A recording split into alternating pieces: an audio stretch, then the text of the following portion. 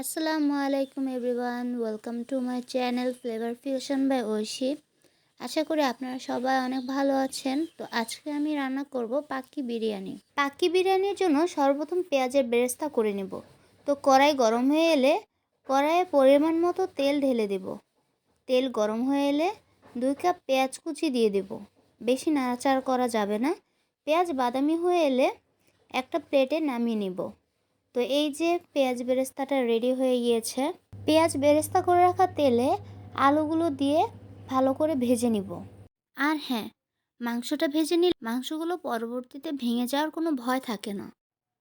এরপর ভেজে রাখা মাংসে একে একে আদা বাটা, রসুন বাটা, ধনিয়া গুঁড়া, মরিচের গুঁড়া স্বাদ মতো, তারপর 1 কাপ টক দইয়ের সাথে কাঠবাদাম, পেস্তা বাদাম এবং কাজু বাদাম একসাথে ব্লেন্ড করে মাংসে দিয়ে দেব। তারপর পরিমাণ মতো লবণ অ্যাড করে দেব। তারপর কাচ্চি মশলা অ্যাড করে দেব।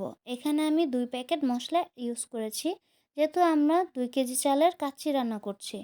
তারপর কিছুটা পেঁয়াজ বেরেস্তার সাথে 1 চা চামচ চিনি অ্যাড করে দিয়েছি, এতে কাচ্চির ব্যালেন্সটা ঠিক থাকে।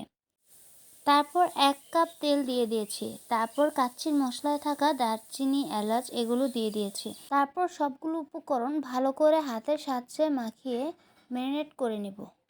ম্যারিনেট করে রাখা মাংসগুলো 30 মিনিট বা সময় থাকলে 1 ঘন্টা ঢাকনা দিয়ে ঢেকে রেখে দেব। এতে করে মশলাগুলো মাংসের ভিতরে ঢুকে যাবে। এরপর কড়াইতে কিছুটা তেল দিয়ে দিব। তেলটা গরম হয়ে এলে ম্যারিনেট করে রাখা মাংসগুলো ঢেলে দিব। মাংসগুলো সিদ্ধ না হওয়া পর্যন্ত রান্না করে নেব। মাংস সিদ্ধ হয়ে এলে মাংসগুলো নামিয়ে নিব। এরপর একটি পাতিলে পরিমাণ মতো পানি নিব। পানিতে দারচিনি, এলাচ, শাহি জিরা, লবঙ্গ দিয়ে দিব। এরপর কিছুটা তেল অ্যাড করব এবং পরিমাণ মতো লবণ দিয়ে একটু নাড়িয়ে নেব। আর ওয়েট করব পানিতে বলক আসা পর্যন্ত। পানিতে বলক চলে আসলে ধুয়ে রাখা পোলাওর চাল দিয়ে দেব। খেয়াল রাখতে হবে পোলাওর চাল যেন বেশি সেদ্ধ না হয়ে যায়। ঠিক 80% চাল সেদ্ধ হয়ে এলে একটি ঝুড়িতে চালগুলো ঢেলে পানি ছড়িয়ে নেব। এরপর যে পাতিলে কাচ্চি রান্না করা হবে সেই পাতিলে রান্না করে রাখা মাংসগুলো আগে দিয়ে দেব। এরপর ভেজে রাখা আলুগুলো দিয়ে সাজিয়ে নিব, যেন আলুগুলো সব দিকে সমানভাবে থাকে। এরপর এর উপরে কিছুটা বেরেস্তা, কিশমিশ এবং আলু বোখারা দিয়ে দেব। এরপর কিছুটা কাঁচামরিচ দিয়ে দেব। তারপর সিদ্ধ করে রাখা পোলার চাল দিয়ে তার উপর বেরেস্তা, কিশমিশ ছড়িয়ে দেব। সেমভাবে 2টা লেয়ার করে দেব। এরপর ফাইনাল লেয়ারে এসে দুধ এবং কেওড়া জল অ্যাড করে দেব, আর সাথে অল্প পরিমাণে ফুড কালার অ্যাড করে দেব।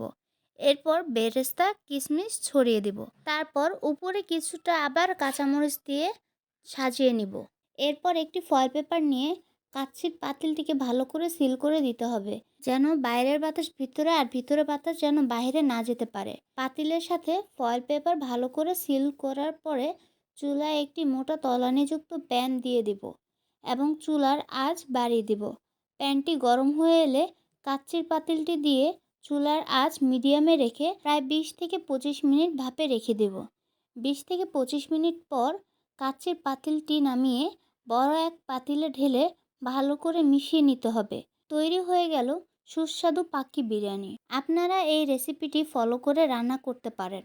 আর ভালো লাগলে আমার চ্যানেলটি সাবস্ক্রাইব করে পাশে থাকবেন, তাহলে পরবর্তী আরও সুন্দর সুন্দর রান্না উপহার দিতে পারবো।